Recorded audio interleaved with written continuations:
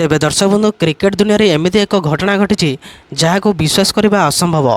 जो बयस पिलामाने school bag धरी पाठ पढ़ती से ही 15 वर्ष बयस जड़े आईपीएल खेलाड़ी मैदान में निआं लगे देती। से होती राजस्थान रॉयल्स नुआ सेंसेशन वैभव सूर्यवंशी। तेबे आज यही भिडियो आम आलोचना करवा किपरि यही कुनी पुओ सनराइजर्स हैदराबाद बॉलर मानक नाकेदम करदे एवं मात्र 36 बॉल शतक हासिल कर इतिहास रचिले। तेबे भिडियो को शेष जाए देखंतु कारण यही रेकर्ड विषय शुणिले आपण भी आश्चर्य होइजिवे। तेबे राजस्थान रॉयल्स बनाम सनराइजर्स हैदराबाद मैदान में थिले हैदराबाद घातक बॉलर किंतु वैभव का मन में भय बोली किछि नथिला।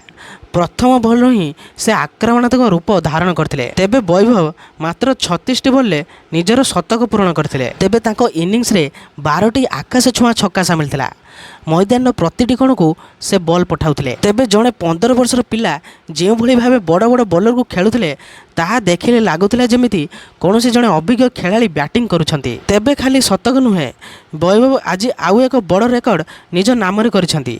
आईपीएल इतिहास रे सबुठारु कम बयसर खेलाड़ी भाव में से 500 रन पूरण करछंती। तेबे पूर्वरु अनेक युव खेलाड़ी आसिछंती किंतु वैभव जो स्तर में खेल प्रदर्शन करछंती ता भारतीय क्रिकेट भविष्य पाई एक बड़ संकेत। तेबे 15 वर्ष एवं 8 मास बयस यही माइल खुंड छुईबा कौनसी चमत्कार ठारू कम नुहे। तेबे आईपीएल द्रुततम शतक तालिकार वैभव एवं शीर्ष स्थान निकटतर। से बयस दृष्टि सबुठारु कम बयस शतक मारिबार रेकर्ड मध्य निज नाम करिसेंती। राजस्थान रॉयल्स पई से एक बड़ अस्त्र साजिछंती। तेबे एहीपरि भाव में 20 ओवर 228 रन करदेला राजस्थान रॉयल्स। समस्ते भाबुथिले जे राजस्थान रॉयल्स यही मैच को जीतिजिबो किंतु हैदराबाद दुई दानव थिले।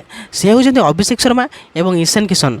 तांको जोगु मात्र 18.3 ओवर 229 रन करी मैच को जीति नेले हैदराबाद दल। तेबे राजस्थान रॉयल्स ना यही मैच को हारीगला किंतु वैभव सूर्यवंशी से विस्फोरक इनिंग्स कहीं भूली पारिबे नाही। जो प्रफुल्ल हिंगे तांकर प्रथम मैच रे वैभव सूर्यवंशी को आउट करथिले से ही प्रफुल्ल हिंगे ओभर रे वैभव सूर्यवंशी 4टी छक्का मारदेले। तेबे बंधुगण वैभव सूर्यवंशी यही विस्फोरक बैटिंग आपन को केमिति लागला?